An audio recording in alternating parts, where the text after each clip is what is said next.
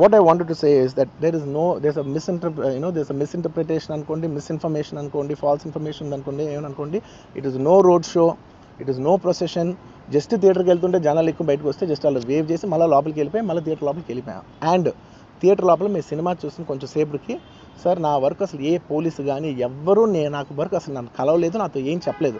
నాకు చెప్పిందల్లా అది పైగా మా మేనేజ్మెంట్ సైడ్ నుంచి వాళ్ళు మా వాళ్ళు వచ్చి చెప్పింది ఏంటంటే, సార్ బయట ఓవర్ క్రౌడ్ అవుతుంది, మీరు దయచేసి వెళ్ళిపోండి అని చెప్పారు.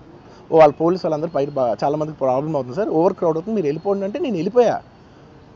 సినిమా స్టార్ట్ అయిన కొంచెంసేపు నేను వెళ్ళిపోయా.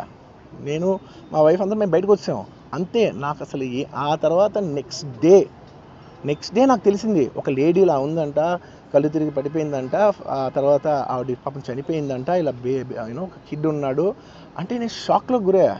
అంటే నాకు తెలీదు అసలు, నెక్స్ట్ డే వరకు నాకు అసలు తెలీదు. I had no idea. ఎందుకంటే నేను నా పిల్లోనే పక్కన పెట్టుకున్నా, నా వైఫ్, నా కొడుకు, నా కూతురు థియేటర్లోనే ఉన్నారు. నాకు తెలీదు. నిజంగా అలా జరుగుండి ఉంటే, నాకు తెలిసి ఉంటే నేను వాళ్ళు తీసుకుని వెళ్ళిపోతాను కదా, మినిమం కదా, ఎవరైనా వాళ్ళ పిల్లలు వాళ్ళు తీసుకుని వెళ్ళిపోతారు కదా. నాకు తెలియని కూడా తెలియదు. సరే పిల్లలు వాళ్ళు చూసుకుంటారు, మనం వెళ్ళిపోతే క్రౌడ్ క్లియర్ అయిపోతే, ప్రాబ్లమ్ సాల్వ్ అయిపోతే నేను వదిలేసి వెళ్ళిపోయా. అలాంటిది నాకు తెలిసి కూడా నేను సినిమా చూస్తూ ఉన్నాను, ఇలాంటి ఫాల్స్ అలిగేషన్స్ వస్తే చాలా బాధ వేస్తుంది. పిల్లలు ఉన్నారు సార్, పిల్లలు వదిలేసి వెళ్ళిపోతాను నేను.